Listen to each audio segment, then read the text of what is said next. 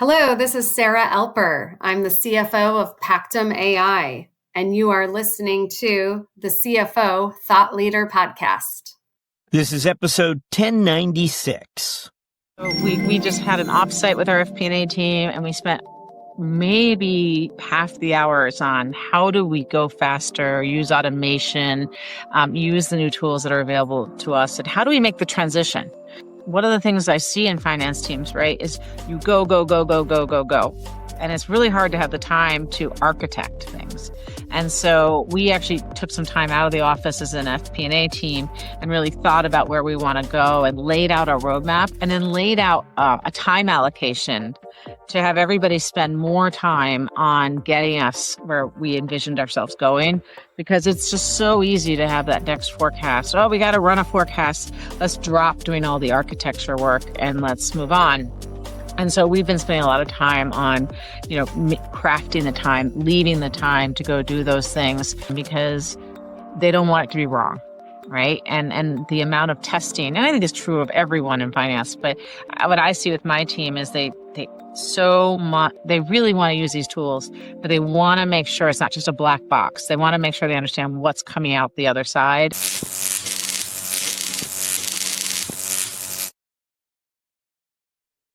When Gillian Munson pictures a Vimeo customer, she doesn't start with a filmmaker. She imagines an insurance company executive or a corner grocery store owner uploading a training clip into Vimeo's ever-thirsty player and hitting publish without ever surrendering control or ad space to a third-party network. That simple embed workflow, she tells us, explains why 8 of the 10 largest healthcare companies and a widening roster of retailers, insurers, and media giants now trust Vimeo to keep their footage private. We talk with CFO Gillian Munson after this. Say hello. We're speaking with Gillian Munson, CFO of Vimeo. Gillian, welcome. Thanks, Jack, for having me. I'm excited to be here. So Gillian's route to Vimeo CFO chair spans Wall Street analysis, venture investing, and high-growth finance roles. She's covered global tech at Morgan Stanley, sold XO Group as CFO, scaled Iora Health, and invested at Union Square Ventures. Now, we get to ask her to look all the way back and, in her own words, share with us those experiences she feel prepared her to become a CFO. Gillian, what comes to mind? So I really, people always laugh when I say this, but the very first career experience that I think made me a good finance leader is being a summer camp counselor. And I tell this story because my job right out of college was leading a 7-week hiking trip down the main Appalachian Trail for a camp called Alper Lake Camp. I had 9 kids. We had to make it down. I had a co-leader. We got one 12-hour period off. And it was the rainiest summer in Maine, or so they told us. So, when you're trying to get humans up when they have slugs on their tent and get them to go and hike a big, long way and over a big mountain, all that stuff, I would say a ton of what I do every day is related to that. So sometimes as a CFO, I write poems akin to singing songs while you're hiking down a trail. But that was like my formative, I wanted to be a leader of some sort in my career moment. And I think as I worked my way through Wall Street and into being a CFO, what I found was applying my equal love of numbers to leading kind of ties to that original role as a leader on a trip. So I always like to tell that because I think, too often people say, well, where did you intern in college? I interned nowhere.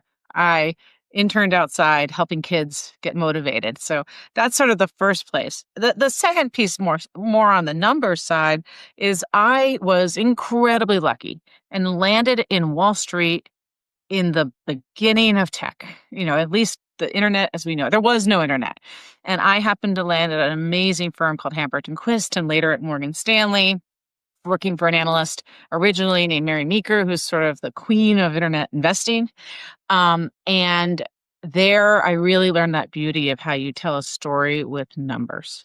And I just loved that work. And Mary Meeker in particular has always had a big impact on me. Mary, a lot of companies say the thing, ask 5 whys. And Mary asks like 10 whys. And when you work for her, you realize that 10th why at oftentimes 2 a.m. is the why that makes you change a recommendation, buy a stock, sell a stock that, really tells the story and is a success. So, I think that was sort of the second piece of the puzzle for me, in terms of how I kind of got to the CFO role. The third piece was really about meeting other CFOs and kind of getting at that spot where instead of writing about companies, I wanted to go back to the office with them and help solve problems. And in my early days at Morgan Stanley, I had access to some of the most amazing finance professionals. Two in particular, I think about is Joy Covey was the original CFO of Amazon, and a guy named Tom Meredith, who was the CFO of Dell in the 90s. And both of them had this great, amazing way to lead with thought about numbers. So, for example, Joy Covey, when you met her, you'd be in a car with her going somewhere. She'd say, "I think we have an unlimited ROI at this company. The opportunity isn't just selling books. It's not just Barnes and Noble competition. It's selling everything." And she was one of those first CFOs that said the return on investment is going to be immense here. And my key goal is to get as much money continuing to go into the business to grow. And as you may recall, in those days, people weren't sure. Amazon was losing money, and was it going to be a real business? Well, it's obviously a real business now. The other one was Tom Meredith, and he said a thing in the 90s to explain why Dell's business model was different. And he would even hand out juggling balls: liquidity, profitability, growth. And he framed every earnings call around those things. He framed all of his speeches, and he got the whole company aligned around how we're going to change the computer industry with liquidity, profitability, and growth, which effectively was by selling online, we get our money faster so that we can pay our suppliers faster, so that we can turn that money into cash for our investors faster. Those two folks and what that combination of numbers and leading people, that kind of sealed it for me. So then from then on, I was always sort of like, oh, I want to go to the other side and be in the mix. And that's how I got to be a CFO eventually. You're also, that decade is an interesting decade, the first 10 years of the 2000s, where you're really gaining much of this experience. There are very economic chapters there as well. There's the .com, and then there's the downturn. Can you share anything from those experiences and what you've learned about managing risk or taking some hard knocks along the way? I think it was such an interesting environment because in those days, you would value a company off its earnings growth, right? And then I think during those days, the bell went off of how big all this could be. And people's ability to dream big got just, to a point of sort of to Joy Covey's point about the unlimited ROI, you really could see what was going to come. And it was really exciting to see it sort of lay out in front of us. I think today we're seeing very similar things in terms of automation and AI, in terms of and even crypto, what it can do for the world. Now, what you also learned was you can get a little ahead of yourself sometimes. We all do, right? I'm so excited. I think I'm going to grow my company 400%. And that makes sense, right? But when? And so I think, I learned a little bit about how you pace yourself. But I also learned a lot about opening your eyes up to what could be. And I think that's why in my career, I've done some stints as an investor and some as an operator, because you oftentimes at different points in your career are attracted to one of those two things, which is I'm going to be focused on the big picture, or I'm going to be focused on today. And I think CFOing is a little bit more what's happening today with a good eye to the big picture as opposed to fully big picture. You shared a nice anecdote about your Morgan Stanley years, and I'm wondering if you could when you think back about the specific skills you walked away with, and during those earliest years of your career, what gives you an edge still today? What was that skill that you can still say, yep, that's where I earned that? Yep. I think people come in different forms, and I'm one of those people usually that you can drop in the deep end of the pool and I'm going to kind of figure things out. And I think that's been something that has been true to me and I've really been able to lean on. So for, example, my first job on Wall Street, right after being the camp counselor, was at Hamilton Quist. And at Hamilton Quist, a woman named Sheila Ennis hired me. I still know her today. And a guy named Todd Baker. And they hired me and they said, okay, been a camp counselor. I know you had to watch bugs, but do you have any idea how to do any of this? And I said, well, no, but I really think I can learn. So they said, take accounting, work for us as an assistant. I think probably in those days, secretary was more the term. And in a year, you'll have made money, you'll have health insurance, your parents will be happy, and we'll talk about whether you could be a research analyst.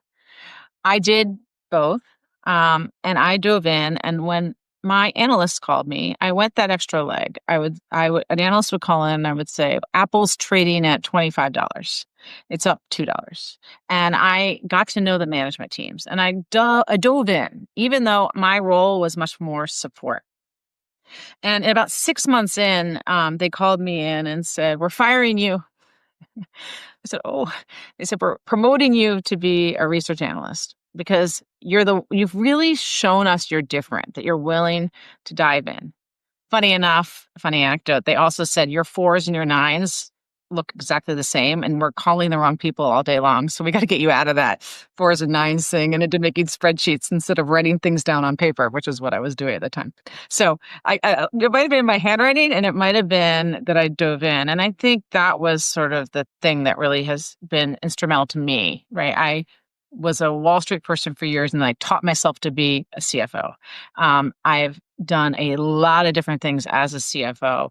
That in some ways taught me how to be a board member because I'm a board member at a couple companies. So, for me, at least, I like to dive in and learn, and I'm really willing to learn almost anything. And I think that's been a common theme throughout my career.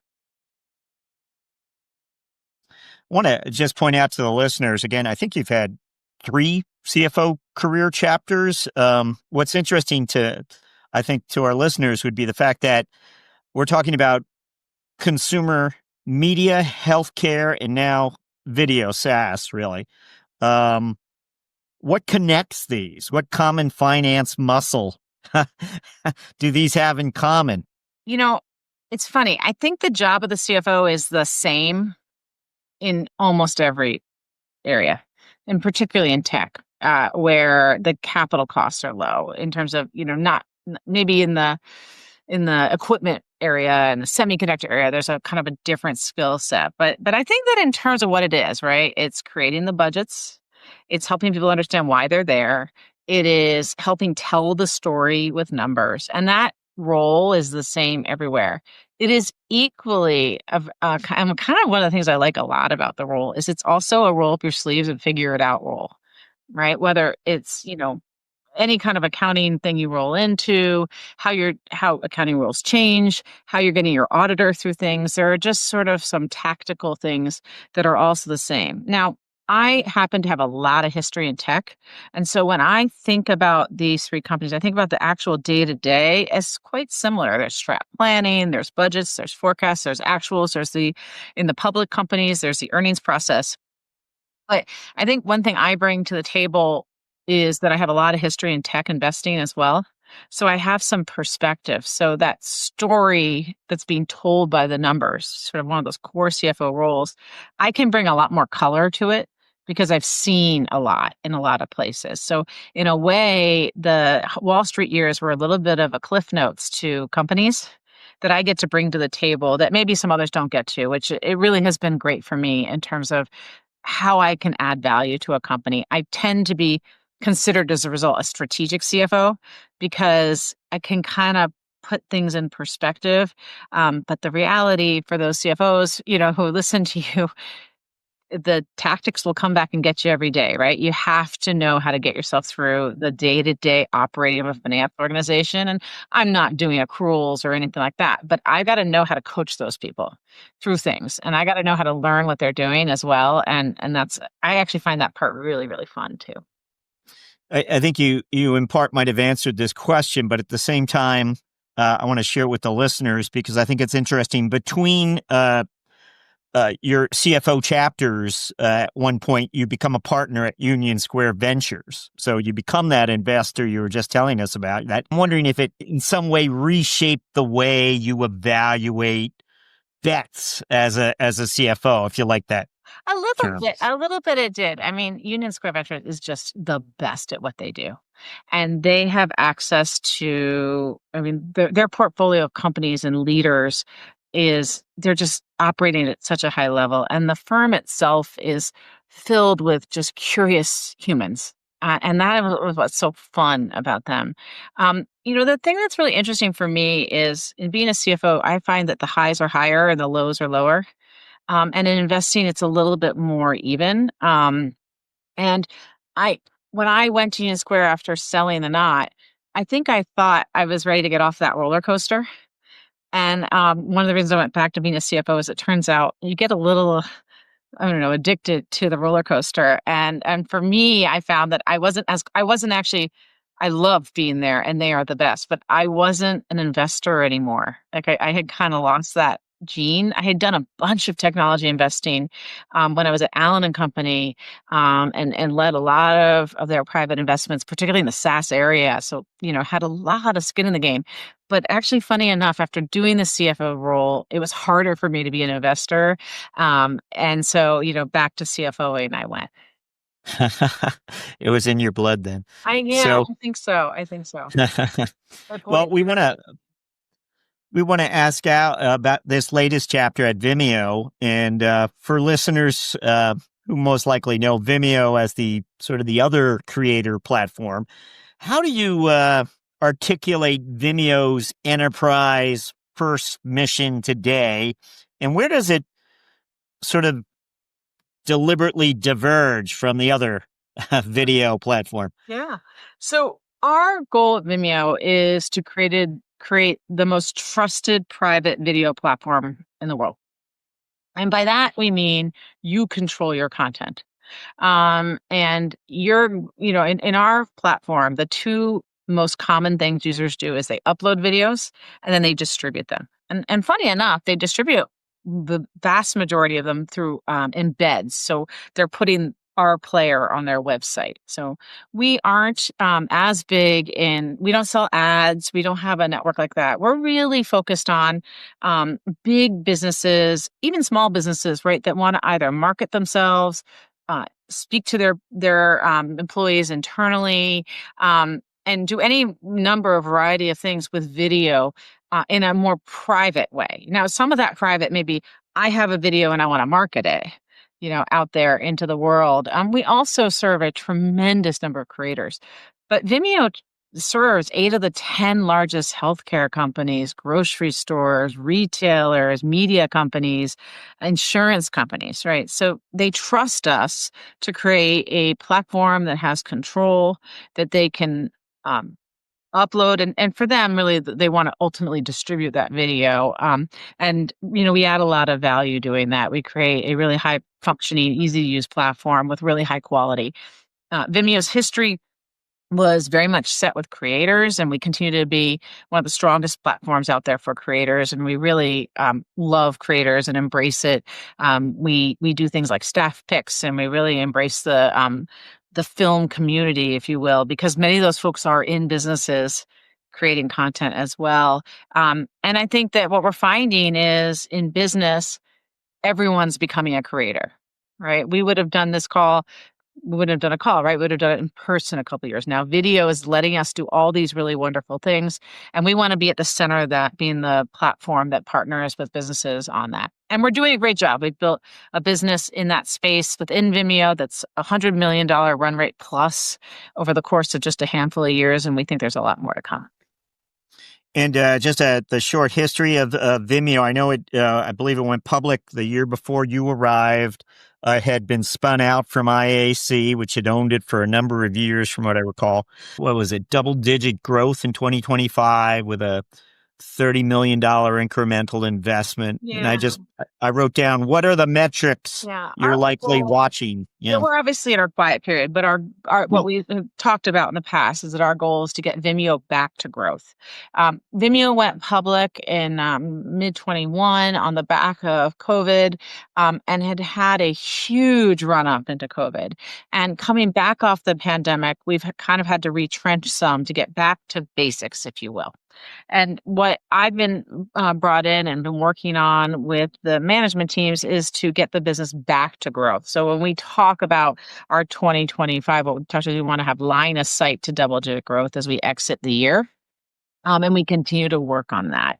We've done a lot of work to make the company more efficient over the last 3 years and really essentially get the business back to basics so that we can then grow after a little bit of the, if you will, chaos of the pandemic period.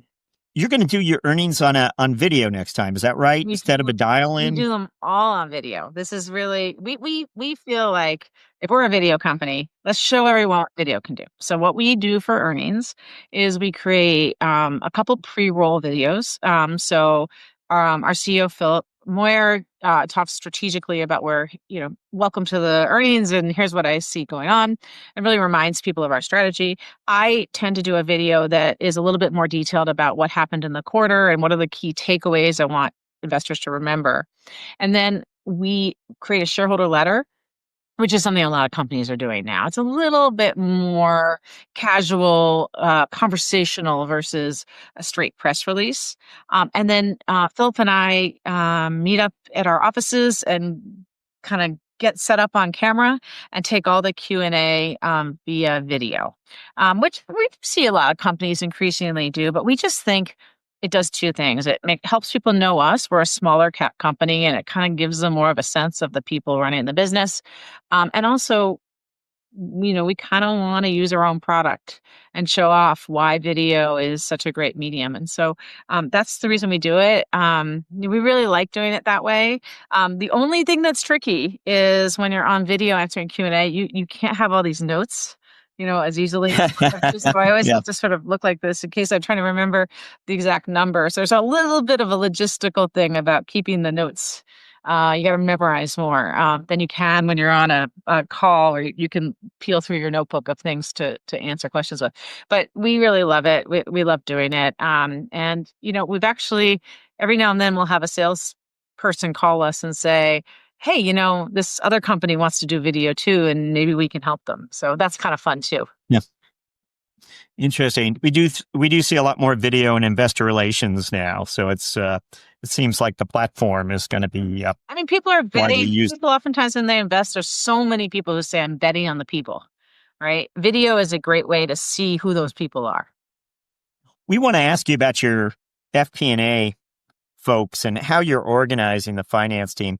Curious if you've done it a little differently maybe than your earlier CFO chapters, whether, you've learned a few things along the way, the size organization that this is, maybe you do it a little differently. I don't know. But, tell us something about how you organize your finance team. Yeah. Anything new there? Anything different? I think I've learned a couple rounds in that you only get those first months once at each company. And one of the things that, I've really done and continue to do more of is when I agree with a board that I'm going to come in as CFO, I say, I'm going to go look at the whole thing. And if I need more resource for this team, I'm going to do it. And don't hire me if you're not going to let me do that, right? It's the very rare case that you take a CFO job and know everything walking in the door, because the board's perspective and the internal perspective can be different. And what I would say is now that I'm at time 3, there's a moment which you just are in the business and you're running. But one of the things we did at Vimeo is when I came in is we really took a look at resource allocation and did we have enough people in the right roles? And I do know that once you get a finance team to the right size, you can get a ton of scale. But you can't get scale when people are working 24 hours a day and never have a moment to breathe or think about what the right efficient organization looks like. So one of the things that I think I do, and every time I want to do a little bit more of it, is I try really hard right up front to figure out where we need people and get the team to the right size. And I try really hard to make that argument coming in so that it's not a surprise. And I say, like, this is the way I do it. I want to come in, I'm going to tell you what I think in terms of how many people should be here. I'm not a waster of money. But I don't want to have a situation with, particularly in accounting, where you have single points of failure. The problem with it is you just never get your head above water. And if you can't think, you can't be strategic, you're fighting fires all the time. And you don't get to do all the fun strategic stuff that, people love doing as CFO.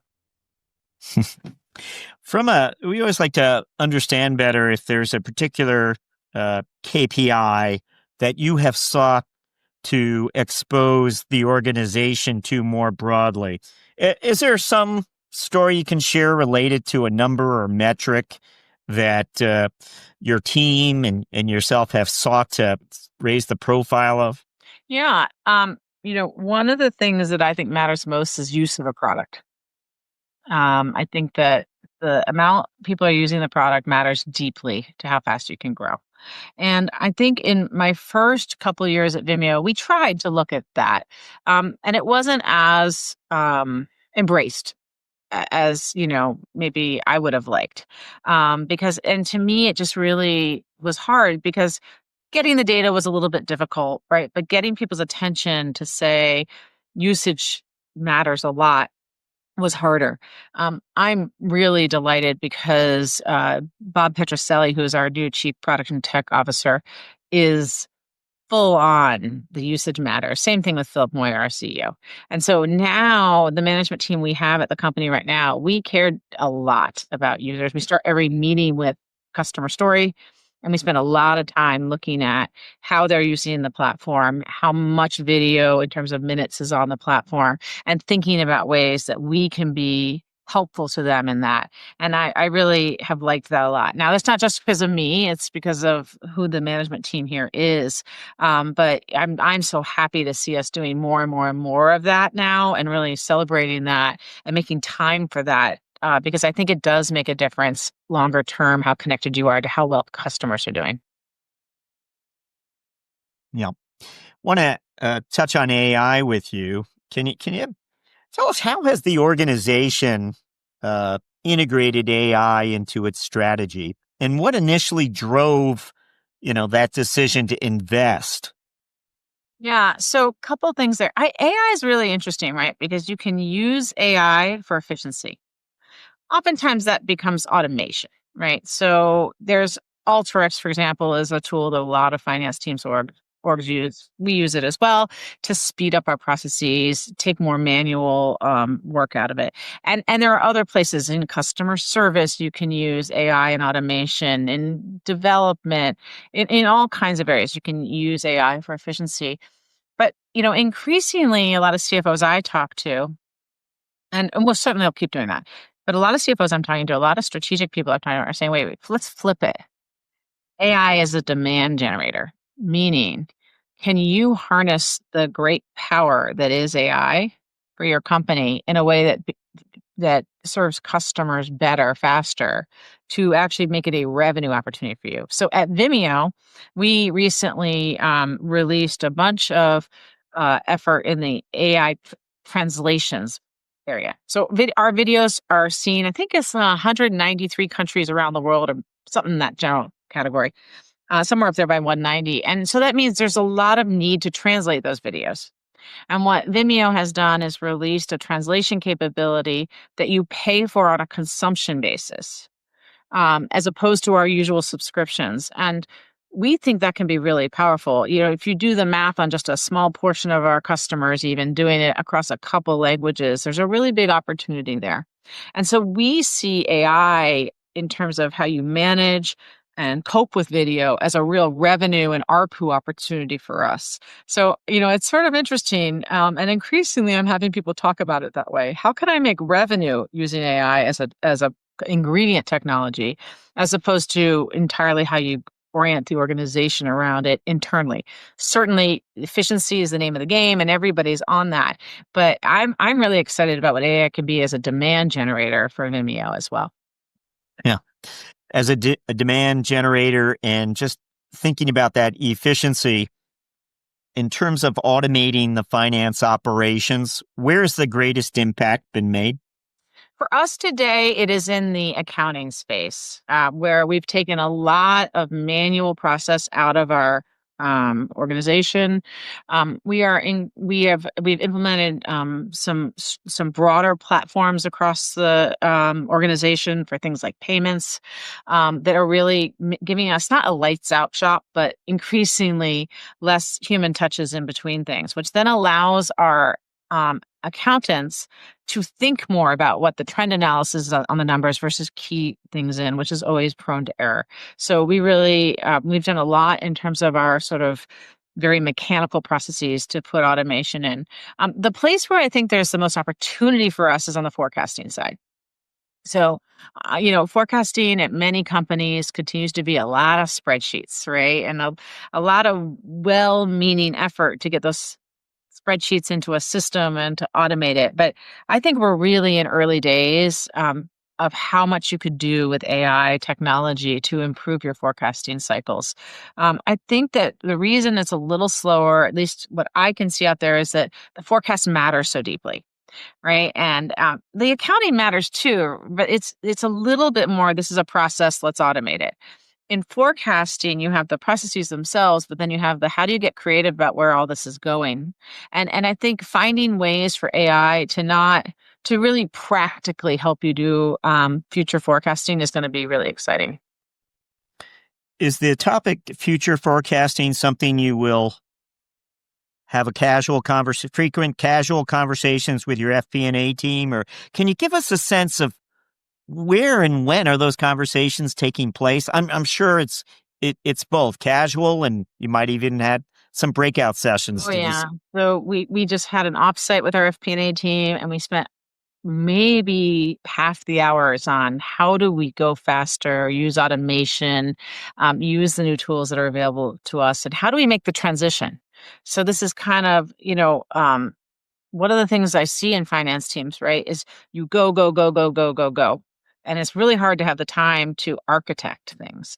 And so we actually took some time out of the office as an FP&A team and really thought about where we want to go and laid out a roadmap and then laid out a time allocation to have everybody spend more time on getting us where we envisioned ourselves going, because it's just so easy to have that next forecast. Oh, we got to run a forecast.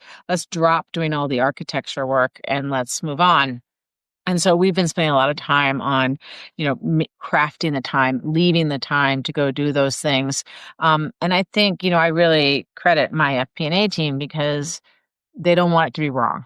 Right. And the amount of testing, and I think it's true of everyone in finance, but what I see with my team is they really want to use these tools, but they want to make sure it's not just a black box. They want to make sure they understand what's coming out the other side. And so we're spending the time to get that done.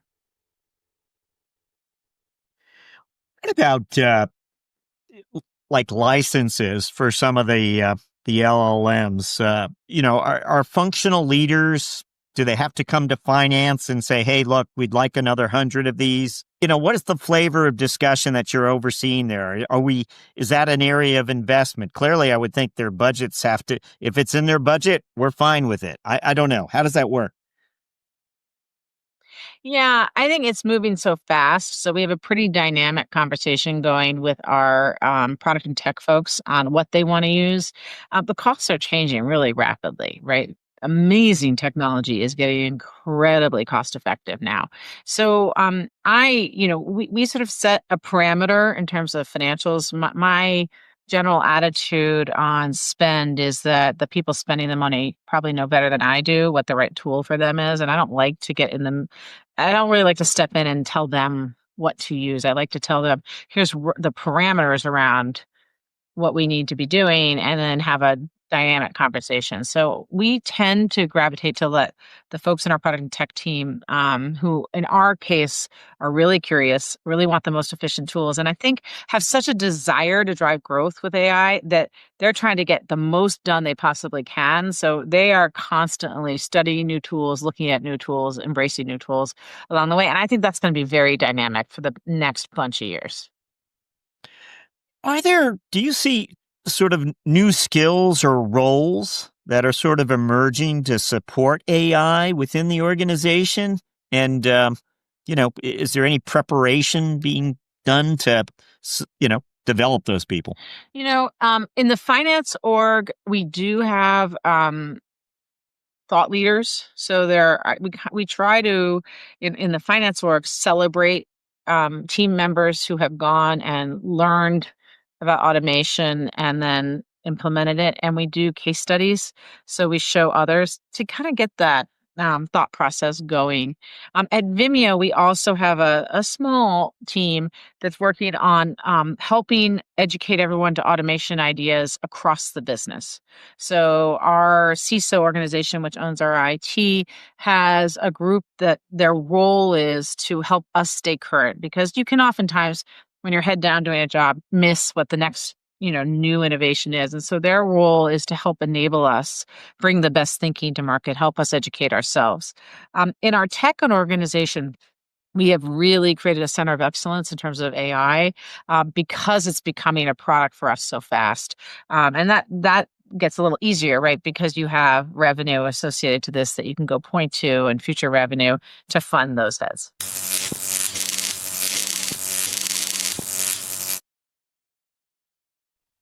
We are up to what we like to refer to as our finance strategic moment question. We're looking for a moment of insight you've experienced. Might have been 20 years ago. It might have been last week. But one that made you perhaps do things differently, avoid a risk, pursue an opportunity. We don't know.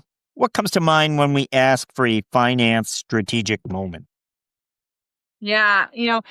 At one of the companies, I won't say which one I went to, I joined the company.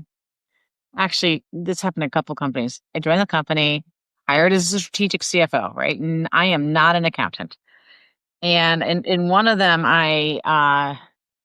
the controller said, I'd really love you to come to this meeting. It's, in another country, but could you come with me? I know you just started. And I started on a Monday, and on a Saturday I got on a plane and I went to this country with her, and we kind of came into a room, and a bunch of accountants came in the room and auditors and said, you have this tax thing we need you to figure out. Now, I'm not a tax expert. I'm not an international tax expert. Like, I am out of my depth on that.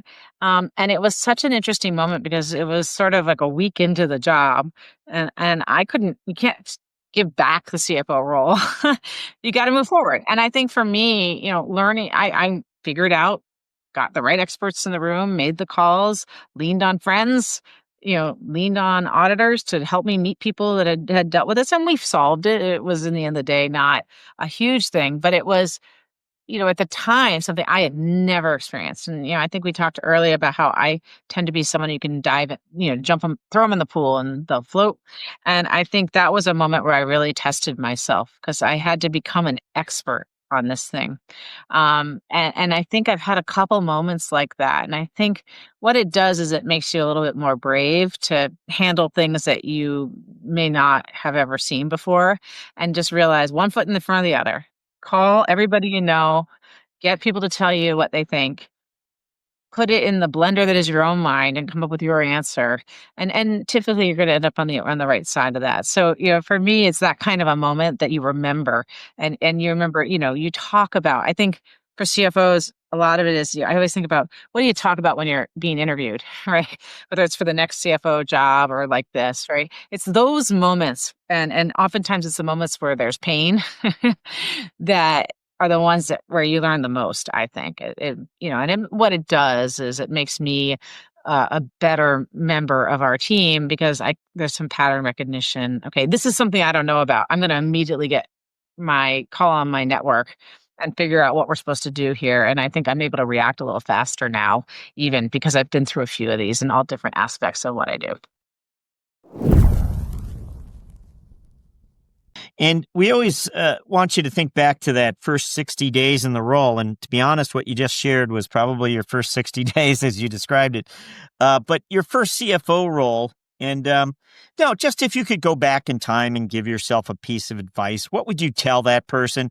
You were ready for the role, but at the same time, there must have been something that you didn't expect or see coming or what have you. I think there's probably two things, but one is don't come from a place of fear, right? CFOs from a place of fear, and you always have days where you're afraid we're going to miss the number, or we're going to have this problem.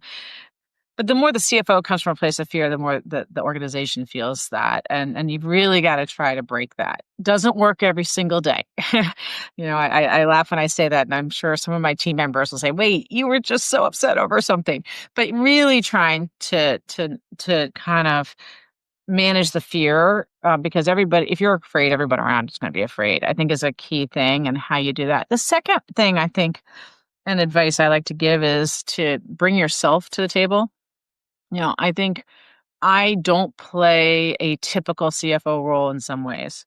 I try to make finance really fun and really understandable. And I get up in front of our company, and we have a thing we call it the company revenues.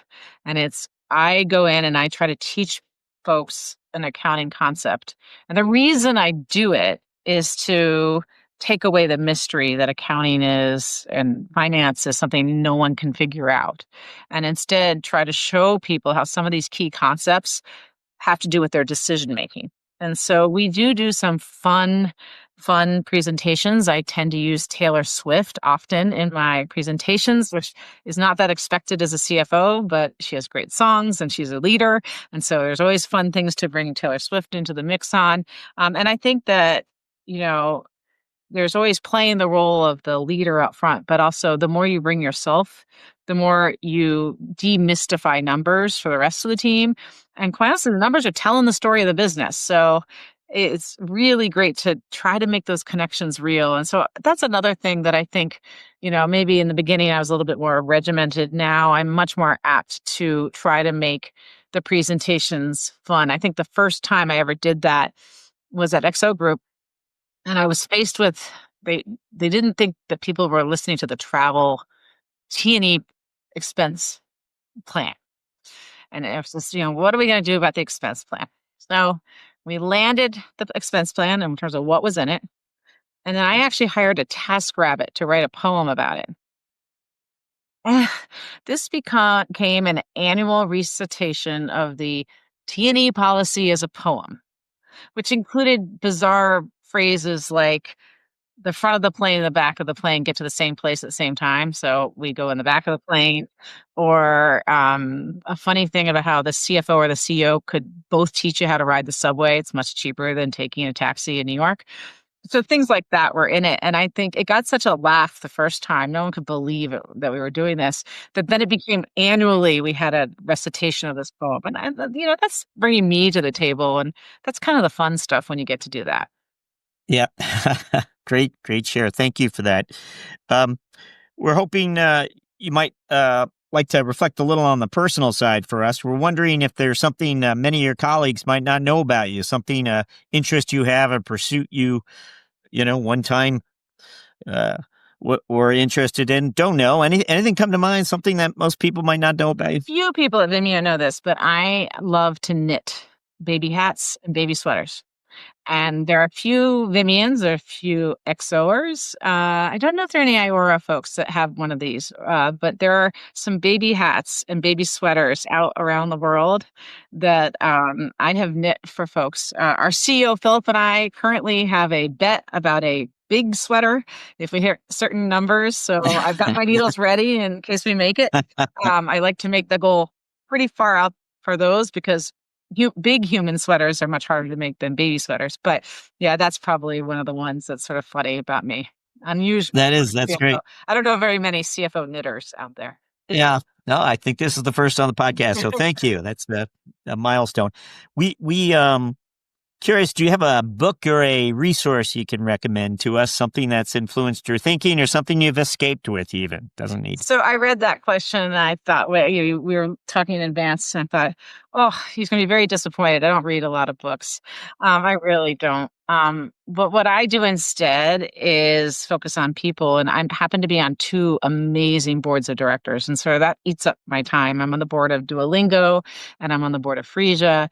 And I would say for me, from a business book perspective, watching other people operate a company is some of the best learning you can possibly have.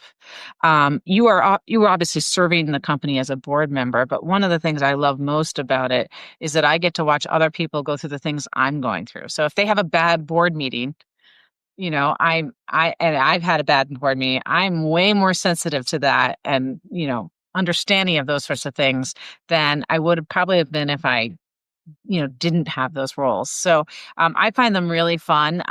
In fact, actually, Duolingo does these amazing pre-rolls on their investor calls. And so now we do them at Vimeo too, where we show a little bit of the action of our company in a video as we go into the Q&A section. And so there are things like that you get, which actually is some of the best business learning is by doing. And I'm just delighted that I get to do those two boards and kind of get those insights, which does make for less reading time, to be honest. We can imagine. Well, thank you so much. We are up to our final question, Gillian, and this is where we ask you to look forward finally. We're wondering about the coming 12 months and what are your priorities as a... So really two. We believe that Vimeo has a huge growth opportunity and it's grow and getting us to growth and being the financial partner to the business and getting us to growth. That's priority one. For the way we think about it is this is our opportunity to lose. And we're in a place where we have the right products. We have an amazing brand. We have amazing people. And, this company deserves to be in a growth position. And that's really, focus one.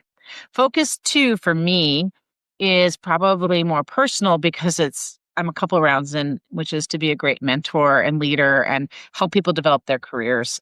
Increasingly, I have folks out around, I can look around the New York tech scene, actually the global tech scene, and find different members of my previous teams who are out there doing amazing things. That is the icing on the cake of these roles, is when you have helped someone's career and you meet up with them and they say, well, I approached this different way because we did it with you this way.